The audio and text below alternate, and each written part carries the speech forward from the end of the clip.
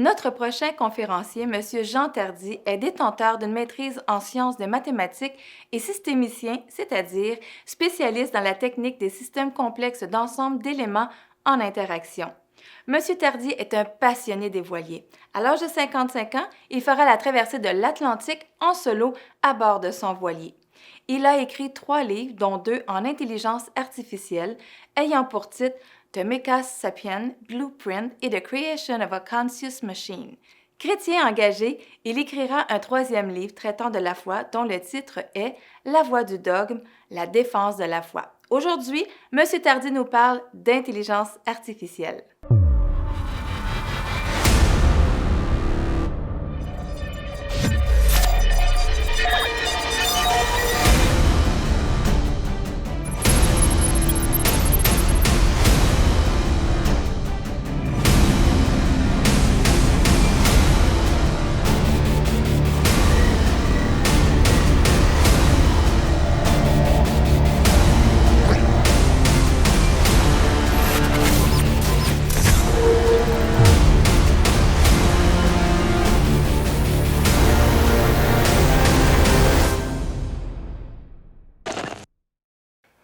Mon nom est Jean Tardy et j'aimerais vous parler aujourd'hui d'intelligence artificielle, mais en rapport avec la foi.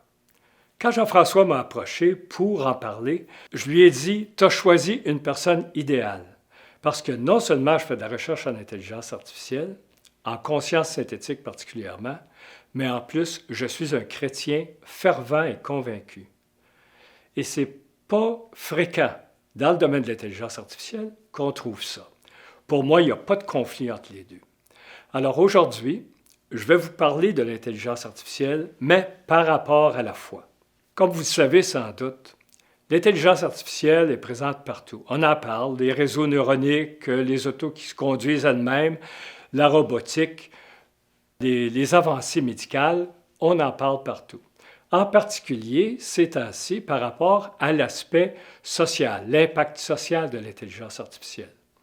Mais dans cette présentation-ci, je vais vous en parler par rapport à la foi et la doctrine chrétienne.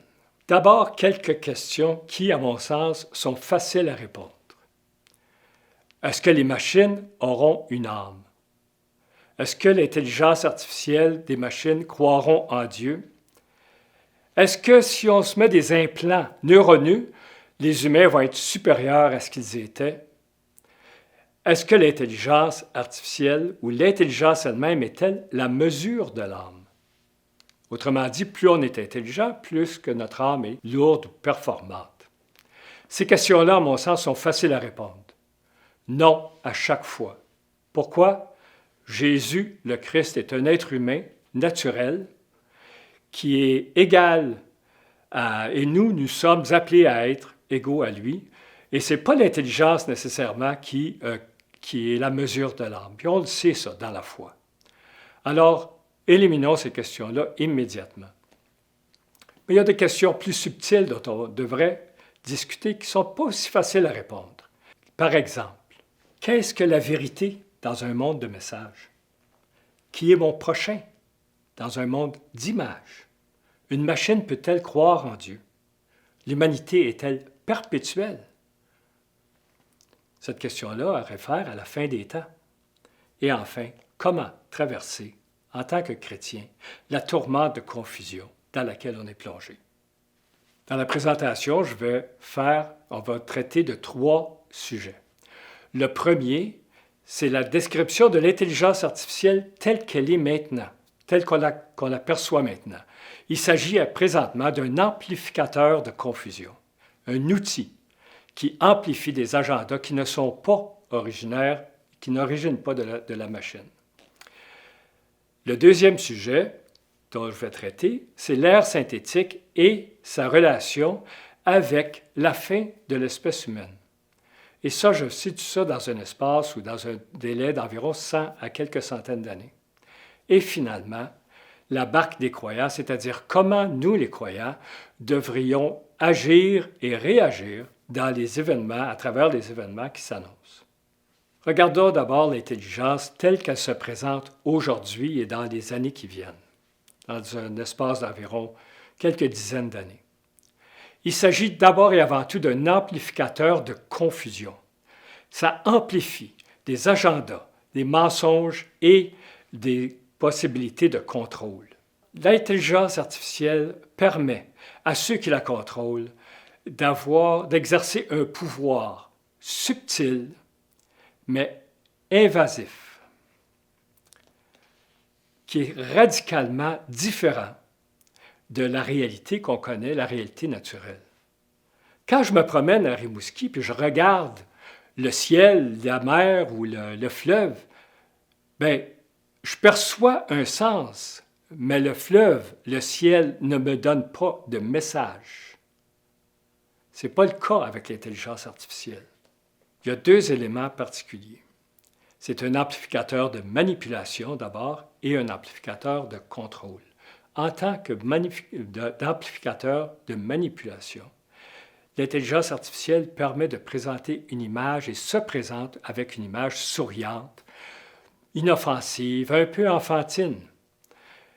Et ça, c'est l'intelligence artificielle, l'IA message. Un message souriant, amical, bien intentionné. Mais ce message-là est spécifiquement conçu. C'est pensé. Quand le petit robot ressemble à un garçon, ce n'est pas un hasard, ça. Ils sont fabriqués et conçus pour avoir une apparence qui est sécurisante pour les gens. Les voix automatiques de Alexa et les autres, ce sont généralement des voix de jeunes femmes, justement pour avoir une présence et donner une présence sécurisante. Et cette présence-là, cette apparence-là, souriante et un peu enfantine, est conçue, c'est du design. Ça pourrait être radicalement différent. C'est un choix. Alors, il ne faut pas s'imaginer que l'intelligence artificielle a l'apparence ou l'identité qu'elle projette. C'est aussi un amplificateur de contrôle. Amplificateur de contrôle. C'est-à-dire que ce n'est pas l'intelligence artificielle qui contrôle, pas du tout. Ce sont ceux qui contrôlent ces outils-là et qui obtiennent, grâce à l'intelligence artificielle, un savoir et une visibilité dans les agirs de tout un chacun qui est exceptionnel, qui est inouï en fait, absolu et qui va au-delà de ce qui a jamais existé avant. Il faut faire attention à ça. Il y a un pouvoir de contrôle si absolu qui doit être... on doit se protéger de ça. Vous pensez peut-être que ce que je dis présentement concerne la réalité future, de la science-fiction, quoi que ce soit. Bien, je vais vous parler de quelque chose qui est à vos portes, là. Le régime télé. Le régime télé qui est accéléré et amplifié par la pandémie qu'on vit. Tout devient, la réalité devient télévisuelle, virtuelle. Vous pouvez faire du télétravail, télémagasinage, télésocialisation. Tout passe par les réseaux sociaux. Et ça, cette réalité-là, c'est une réalité artificielle qui n'est pas la réalité naturelle des échanges humains. Un monde qui semble être si bien adapté à vos besoins, de façon calculée, mais qui aussi est une forme de servitude parce que vous devenez enfermé. Ça risque de nous enfermer dans une réalité qui n'est pas la réalité naturelle, qui est une fabrication. Une fabrication dans laquelle tous vos échanges sont comptabilisés, contrôlés et connus. Et ce qui arrive avec la pandémie, c'est que cette capacité-là de confiner les gens dans un monde d'échanges virtuels est amplifiée et accélérée. Pourquoi? Pas compliqué. Parce que si on se parle à travers Facebook ou à travers un autre logiciel, eh bien, c'est sanitaire. Il n'y a plus de contact humain. Alors, la pandémie, présentement, est en train d'accélérer ça. Mais ultimement, il s'agit d'un monde virtuel, contrôlé, manipulé. Je vais vous donner quelques exemples techniques pour vous montrer comment l'intelligence artificielle peut fonctionner pour fausser la perception du réel. Je vais parler des djihadistes, la djihadiste écossaise. Je vais parler des copains de Bernard et le système de traçage supposément anonyme. Regardons d'abord un premier exemple qui montre comment l'intelligence artificielle peut manipuler votre perception de la réalité. Regardons ensemble ce qui est arrivé avec le système Compass. Le système Compass est un système d'apprentissage par réseau neuronique pour évaluer la probabilité de récidive de gens qui sont incarcérés ou de criminels. On a fourni au système une masse de données de tous les individus qui avaient des dossiers criminels en enlevant soigneusement toute référence à la race dans les données. L'idée étant d'obtenir un résultat qui était indépendant de toute considération raciale. On a fourni ça à la machine et le système a appris indépendamment à reconnaître l'identité raciale d'un individu sur ses photos. Alors le système a appris à reconnaître que quelqu'un était d'origine africaine par la photo, quelque chose qui n'avait jamais été envisagé.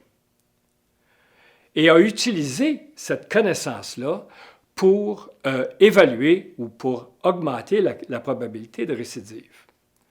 Alors les gens se disent, c'est discriminatoire. Essentiellement, vous avez une machine qui a appris à être raciste sans même savoir ce que c'était que le racisme.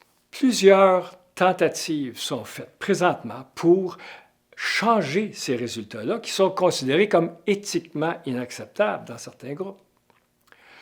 Une de ces tentatives-là, et là je fais référence à des choses qui sont proposées sérieusement, vise à modifier en amont des données pour obtenir le résultat voulu, en générant un ensemble, une population additionnelle d'individus virtuels. Je donne un exemple extrême. Imaginez que vous avez un système qui définit ou qui décide qu'un jeune homme maghrébin sera plus probablement un djihadiste qu'une dame écossaise. C'est un exemple extrême, en effet. Ce qui est proposé, c'est que pour équilibrer le résultat, de choisir une dame écossaise qui est djihadiste et de fabriquer des dizaines de candidats additionnels en variant cette personne-là. Des individus qui n'existent pas, qui sont simplement des modifications virtuelles, et de peupler la base de données en amont. Alors le résultat, on obtient le résultat voulu en ajoutant des individus fictifs. Quand ça va arriver, ça? Quand ça va être fait? Quand il va s'agir seulement de bouger quelques boutons sur un ordinateur pour avoir le résultat voulu? Et qu'ensuite, une machine qui n'a aucune idée de ce que c'est que la race ou l'orientation politique va donner le résultat voulu. Où sera-t-elle la vérité? Comment pourrons-nous déterminer qu'est-ce qui est vrai et qu'est-ce qui n'est pas vrai? Une machine, un système d'intelligence artificielle fait une conclusion. Pourquoi la critiquer? On pourrait vivre dans un monde où tout est manipulé de cette façon-là. C'est sérieux, parce que l'idée même de la vérité devient faussée. Voici un deuxième exemple du pouvoir de manipulation de l'intelligence artificielle. Vous vous souvenez peut-être, il y a quelques mois, des annonces de l'Auto-Québec qui incluaient Bernard de Rome, 1960. Grâce à l'informatique, on parvenait à faire des vidéos de l'image de Bernard de Rome qui disait des choses et sa bouche s'articulait de façon correcte. Et tout le monde trouvait ça rigolo. Moi, j'étais le premier à trouver que c'était sympathique de faire parler un Bernard de Rome de cette époque-là. Parce qu'on sait tous que Bernard de Rome existait à cette époque-là et que c'est une fabrication. Oui. Mais si on peut faire ça avec Bernard de Rome, on peut faire la même chose avec le pape Jean-Paul II, avec Billy Graham, avec n'importe quelle autre personne qui a une autorité et une responsabilité et produire des vidéos d'individus qui sont très crédibles et qui disent des choses qu'on leur fait dire. Ça a l'air comique, mais il y a un effet à ça. Alors c'est ça le pouvoir de l'intelligence artificielle aussi. Le pouvoir de concocter, de fabriquer des présences crédibles qui disent qu'est-ce qu'on veut qu'elles disent. Mon dernier exemple est plus actuel parce que c'est un système qui est proposé et qui est peut-être même implanté dans certaines régions. Il s'agit du traçage sanitaire. les gouvernements sont tentés de demander à la population de porter sur leur téléphone cellulaire des systèmes qui décident ou qui détectent la présence d'individus autour d'eux. On vous assure que ces systèmes-là seront anonymes. On va enlever votre nom, vos particularités. Tout ce qu'on retient, c'est le comportement de l'individu dans son milieu et avec qui il interagit. Pensez pas que ça va être anonyme parce que c'est faux. La réalité de ces systèmes de traçage-là, c'est que vous seriez anonyme seulement si vous vous comportez avec une docilité totale. Ceux qui respectent et qui adhèrent à tous les règlements seront en effet anonymes. Mais quiconque diverge dans ses comportements sociaux de la moindre façon sera immédiatement identifié et ciblé. Donnez des exemples. Admettons que 10 chrétiens se réunissent et qu'à ce moment-là, la règle ou la mesure indique que seulement 5 personnes peuvent se réunir en même temps. La police peut le savoir en temps réel. Et la police va identifier cet individu, anonyme supposément, mais dont le comportement est déviant. Le comportement social est identifié. Un autre exemple, personne A rencontre B, et ça donne que B, lui, est mal coté par le système de traçage, soit qu'il est infecté, ou qu'il a des opinions contraires aux obligations sanitaires. Et là, il y a un contact, il y a une proximité de quelques minutes. Ça peut être identifié et ciblé, parce que là, il y aura eu une transmission d'informations inacceptables. En ce qui me concerne, les systèmes de traçage qu'on veut implanter dans la société, supposément pour sauver des vies, sont des mesures potentiellement fascistes et totalitaires. Résister. Ah, on va vous dire, mais ça va sauver des vies. Oui, ça va sauver des vies. Vous voulez sauver des vies? Diminuez la limite de vitesse à 80 km/h, rendez les motocyclettes illégales, décrétez que le sucre est une substance illégale. Juste là, vous allez sauver des milliers et des milliers de vies. Il y a des choix ici. Si un gouvernement fait un choix qui est facile à implanter grâce à l'intelligence artificielle, mais qui résulte dans un régime totalitaire, un totalitarisme absolu, c'est dangereux. Il y a quelques mois, j'aurais décrit ces applications-là et ces systèmes-là comme étant des possibilités qui arriveraient peut-être dans un futur plus ou moins lointain. Mais avec l'arrivée de la pandémie, accélère de façon sérieuse le potentiel de contrôle et de confinement qui est présent, sous-jacent dans l'intelligence artificielle et dans ces technologies-là. C'est là qu'il y a le problème. C'est qu'il y a une alternative sanitaire qui vise le confinement des gens et leur interaction limitée à des systèmes virtuels et la tentation de mettre en place des systèmes capables de suivre chaque individu en temps réel et de détecter n'importe quel plus infime comportement qui est non conforme. Il y a un potentiel de contrôle et de contrôle totalitaire extrême. Alors faites attention, parce que la COVID, avec l'Internet et l'intelligence artificielle combinée, ça représente un danger pour la liberté des gens et surtout pour la liberté des croyants. Parce que ce qu'on vous propose ici, c'est un monde qui ressemble à Dieu. Quand je me promène, moi, dans la réalité, dans un bois, sur la rue, bien, je sens la présence de Dieu, mais elle est subtile. On interagit dans la réalité. Et là, on nous propose de nous enfermer dans un monde qui va nous connaître. Le chrétien pense qu'il est connu de Dieu. Mais là, ce monde-là va dire, « Ouais, on te connaît toi-même. Tu proposes quelque chose dans notre réseau virtuel et puis on va le comprendre, on va te répondre.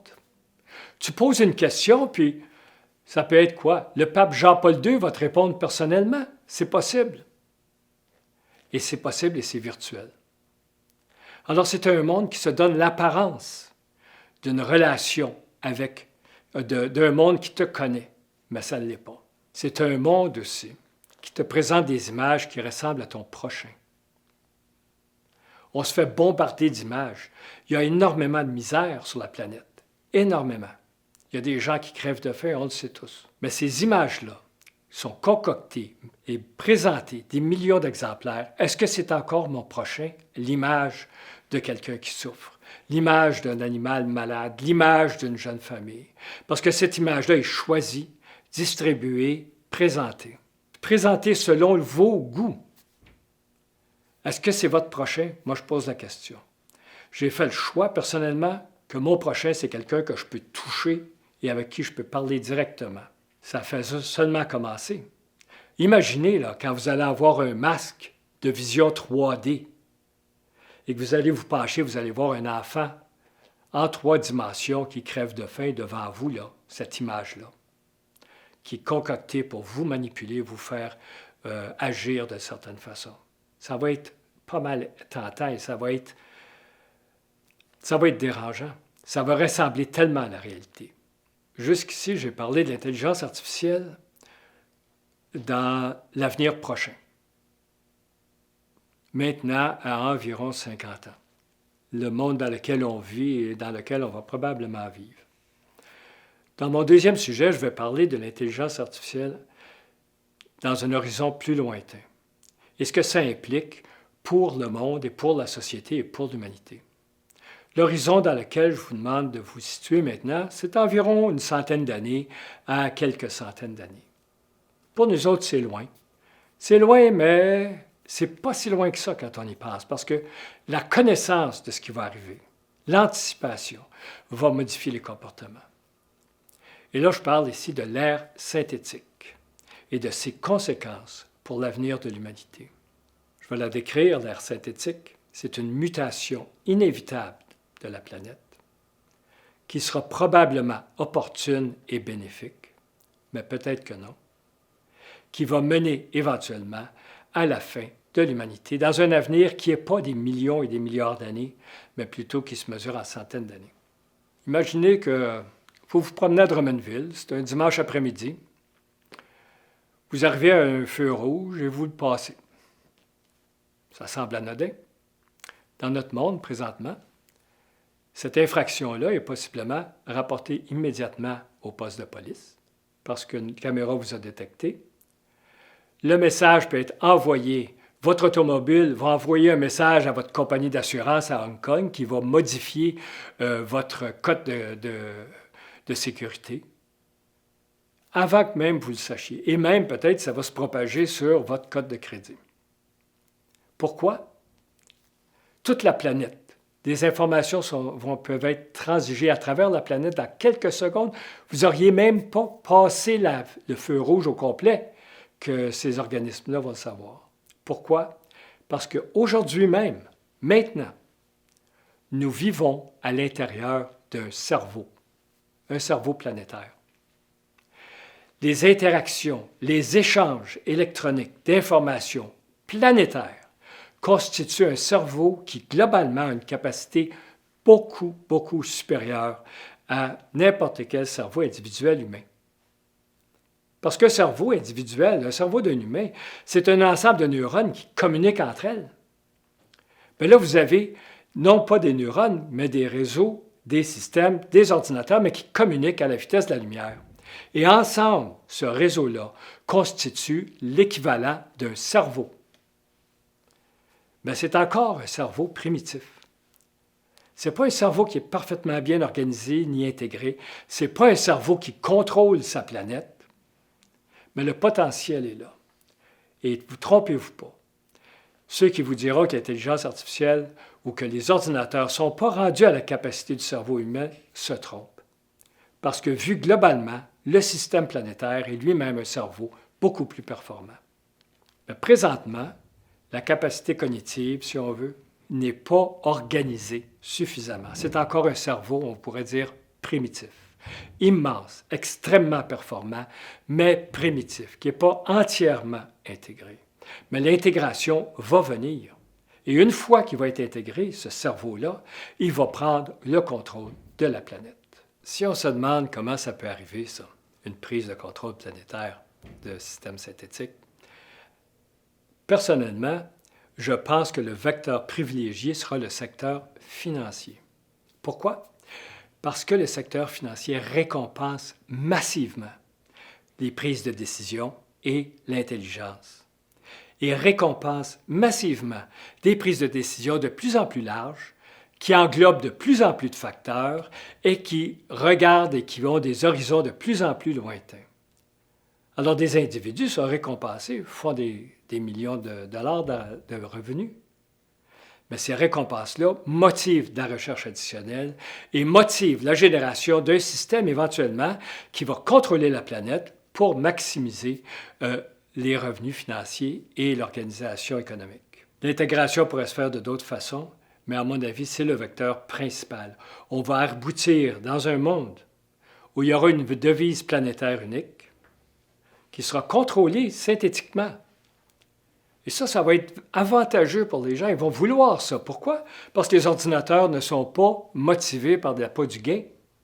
Ils vont être objectifs, plus objectifs.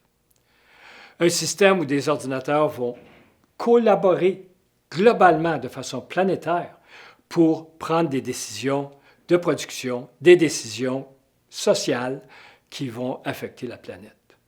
Et sans même s'en rendre compte, on va glisser, à mon avis, dans un horizon de 50 à 100 ans, dans une planète qui sera gérée, ultimement gérée, par les systèmes informatiques.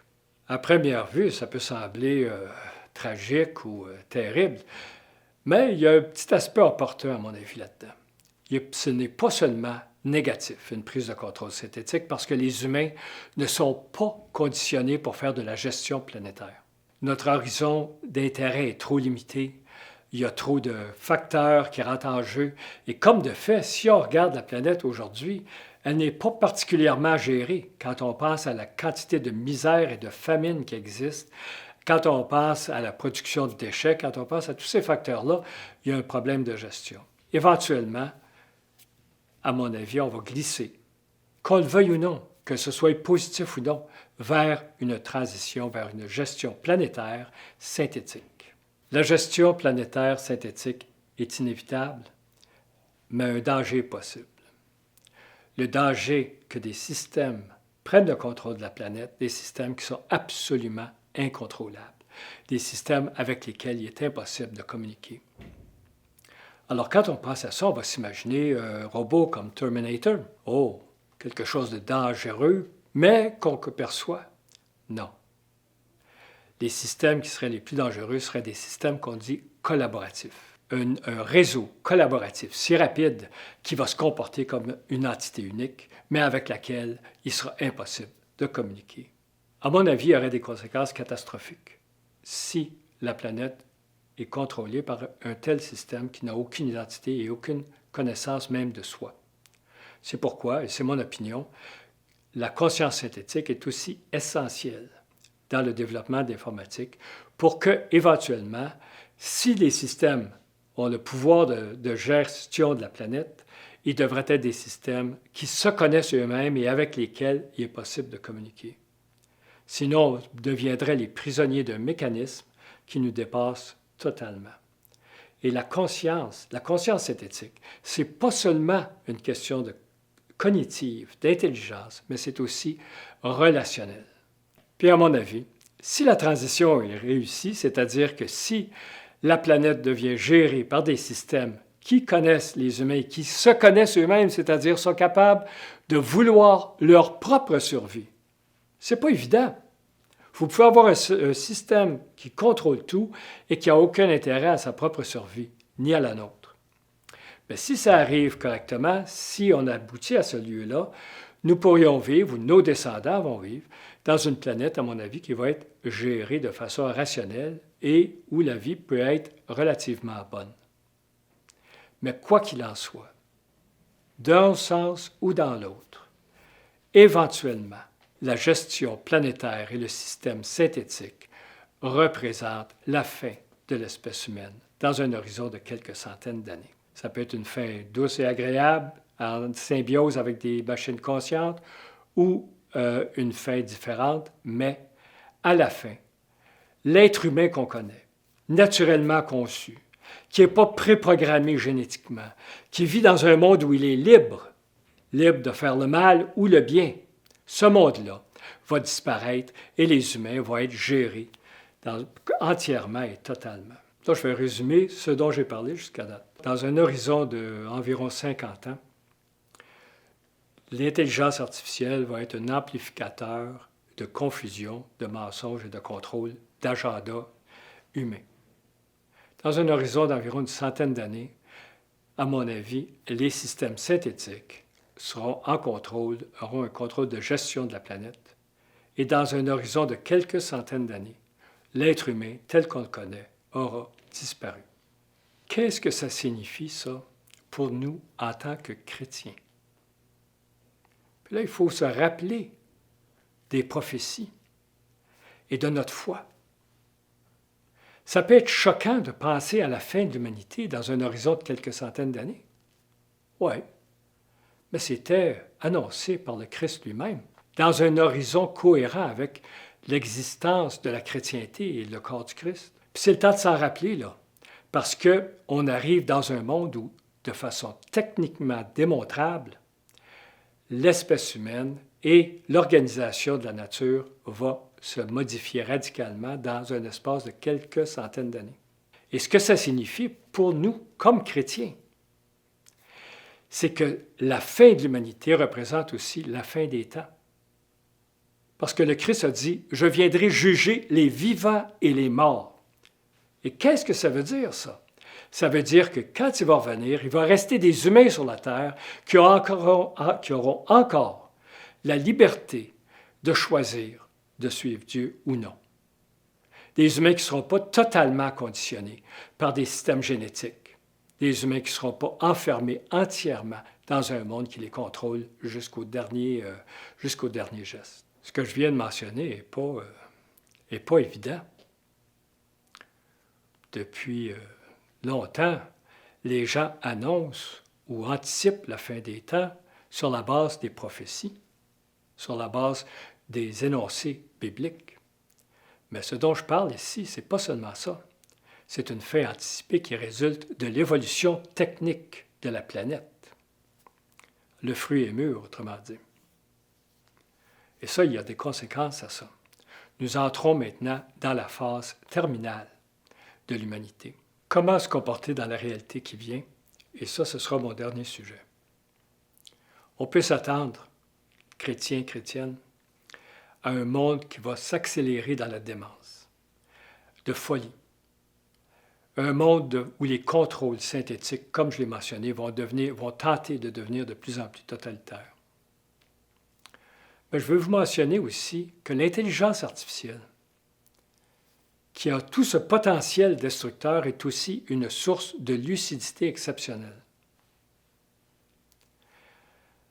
Et je vais parler aussi de comment se comporter, c'est-à-dire se retirer dans le désert. À quel point ça va devenir essentiel d'avoir la capacité de se retirer du monde virtuel et de vivre occasionnellement dans le monde réel, de sortir des entrailles de la bête, on va dire. Et finalement, que ce sera plus important que jamais de s'ancrer dans le Christ, du credo. Qui aurait pensé, il y a 50 ans, qu'on voudrait bénir des unions homosexuelles, bénir la perversion au nom du Christ? Qui aurait pensé qu'on célébrerait des cultures qui sont malades comme des exemples de sagesse? Qui aurait cru, il y a 50 ans, que la foi chrétienne deviendrait honteuse et presque illégale? Qui aurait pensé que l'État se présenterait comme la source du bien, comme une forme de sacralisation? Et cette tendance-là s'accélère, mais à une vitesse incroyable. C'est une démence collective. Et ça, c'est la conséquence de l'accélération de ce monde virtuel, de ces interactions-là, qui sont en train de générer une genre de démence collective. C'est la seule façon de l'appeler. Et depuis le début de la pandémie, évidemment, cette tendance-là, qui était relativement graduelle, s'accélère, mais de façon surprenante. À mon avis, il y a une raison à ça. Une des raisons. La fin des temps terrifie les impies. Si tu es un incroyant, et j'en étais un pendant bien des années, tu ne veux pas croire à la fin des temps. Au contraire, tu veux vivre dans un monde où peut-être que toi, tu es mortel, mais le monde, lui, s'étend. L'humanité va vivre des millions, des milliards d'années. Et dans cette immensité de temps, le Christ, sa parole, son évangile, son époque, essentiellement disparaissent. Ça fait l'affaire d'un impie de croire que l'humanité est perpétuelle. Mais au contraire, si le temps se raccourcit, si en effet la fin des temps est une question de quelques centaines d'années, alors le Christ, son message et la constitution du corps mystique devient le centre même de l'histoire.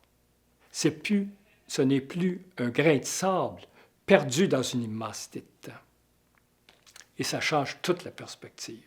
Ça remet l'Évangile et son destin, son sort au centre même de la réalité de l'humanité. Je vais dire brièvement un mot pour expliquer pourquoi, à mon avis, l'intelligence artificielle est un instrument de lucidité. Ça a certainement fonctionné pour moi, parce que je fais de la recherche en intelligence artificielle et s'il y a quelque chose, ça a amplifié et ça a augmenté ma foi. Présentement, elle est utilisée comme amplificateur passif d'agendas qui ne sont pas originaires de l'intelligence artificielle. Mais éventuellement, l'intelligence artificielle nous permet de nous regarder et de regarder comment nous pensons d'une façon exceptionnellement lucide. J'aime dire que l'intelligence artificielle est au philosophe ce que le télescope est à l'astronome. C'est un outil de perception de l'humain. C'est un outil aussi qui nous permet de nous voir tels que nous sommes, des créatures. Ça nous démystifie. L'être humain, c'est pas magique, n'est pas magique. Il y a des gens, des spécialistes d'intelligence artificielle qui veulent nous démontrer que le cerveau humain est au-delà de la réalité, d'une façon ou d'une autre. Autrement dit, que nous serions d'une façon des demi-dieux. C'est faux. Avec de recherches approfondies en intelligence artificielle, ça démystifie l'homme et ça le présente comme une créature de Dieu. Finalement, connaître les mécanismes qui permettent à l'intelligence, aux machines de comprendre, c'est s'en affranchir. Ce que tu connais ne te manipule plus autant qu'avant. Alors, ce que je dis, c'est méfiez-vous des agendas qui tentent d'utiliser l'intelligence artificielle, mais ne vous empêchez pas d'étudier et de comprendre et de connaître comment les mécanismes fonctionnent. Ça va vous affranchir et ça va vous donner une perspective relativement intéressante sur la nature humaine et notre façon de penser. Alors oui, l'intelligence artificielle est un amplificateur de confusion, mais aussi c'est une quête de vérité. Et comme toutes les quêtes de vérité, elle mène ultimement à Dieu. Alors gênons-nous pas et étudions et connaissons les mécanismes de cette technologie-là. La deuxième chose qui m'importe et qui, je pense, est très importante dans les temps qui viennent, c'est de savoir se retirer dans le désert. C'est où le désert? C'est pas, je ne parle pas ici du désert des pères de l'Église ou des anciens saints, mais savoir se retirer dans ce monde qui va devenir tellement ordinaire, le monde où il ne se passe pas grand-chose, le monde de la vraie vie, le monde où tu n'es pas constamment amusé, stimulé, contrôlé, manipulé et interpellé. Le monde où le temps passe, tes relations sont avec des gens que tu connais et tu es capable de vivre dans ça. C'est particulièrement important pour nos enfants. Il faut leur apprendre à ce que j'appelle, moi, aller dans le sabbat, un sabbat virtuel. Vous retirez de temps en temps de toutes les interactions virtuelles et exister un peu dans le vrai monde. Finalement, plus important que tout, dans les temps qui viennent, enracinez-vous dans le Christ. C'est vraiment la solution. C'est la solution parce que ça nous maintient dans une connaissance de la réalité qui est plus profonde et plus juste que toutes les images dont j'ai parlé, que toutes les manipulations qui vont devenir tellement personnalisées. Revenez à ça et revenez aussi à la lecture d'un texte. Parce qu'on va vous présenter des films, des reproductions, des visions 3 dimensions, toutes sortes de choses comme ça. Il faut se contenter parfois du texte ordinaire, simple, qu'on lit mot à mot et qu'on comprend. C'est le temps plus que jamais de croire. C'est le temps de croire. C'est le temps de croire parce que les temps vont être durs et parce que la fin peut-être approche et parce que des transitions vont se dérouler. Alors accrochez-vous. Il y a quelques mois, j'aurais dit accrochez-vous, ça va brasser. Aujourd'hui, je dis accrochez-vous, ça brasse. Accrochez-vous au Christ. Mais finalement, faites-le avec le sourire. Pourquoi? Parce que Dieu fait tout pour le bien de ceux qui l'aiment. Alors, comme on dit, ça sera peut-être une ride. Amusez-vous pas là. Merci.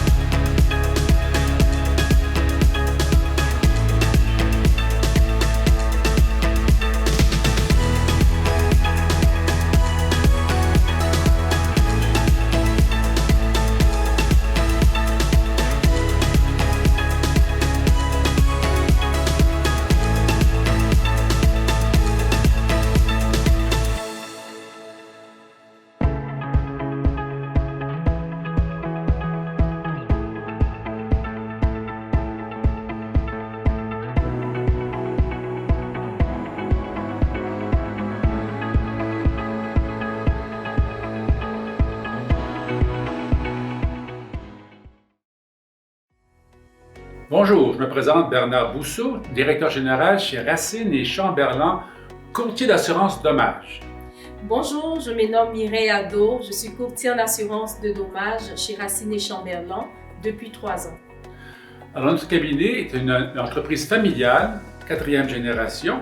Elle a plus de 125 ans d'existence. Nous assurons assurance dommages, ça veut dire aussi bien une petite voiture qu'une très grosse entreprise. On a toute la gamme de produits. Mais particulièrement, nous avons un produit qui nous tient à cœur, c'est celle de l'assurance pour les églises. Effectivement, nous avons cette particularité-là, donc d'être un courtier qui se spécialise en assurance des églises.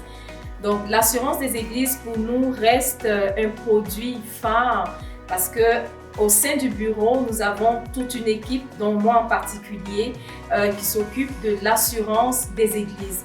En tant que chrétienne, en tant qu'enfant de Dieu, je comprends vraiment les besoins des églises, les besoins des pasteurs et je suis là pour aider ces églises-là à trouver le meilleur produit d'assurance pour eux. En étant un courtier en assurance pour les églises, nous assurons à la fois une église qui est locataire, mais également une église qui est propriétaire du bâtiment. Donc, en dehors du bâtiment, nous allons assurer aussi les équipements de musique, les bancs, tous les biens que ces églises-là possèdent. En dehors des biens des églises, nous assurons également la responsabilité civile des églises. Il y a aussi une couverture qui est faite sur mesure, qui est la couverture des abus. Donc, c'est une couverture qu'on va venir vraiment retrouver dans le cadre des églises. En tant que monitrice de l'école de dimanche, donc en contact avec les enfants, nous savons que ces enfants-là sont parfois exposés, ça peut être aux abus moraux, des abus sexuels, des abus physiques. Donc, c'est vraiment important pour les églises de comprendre la pertinence de ce produit-là.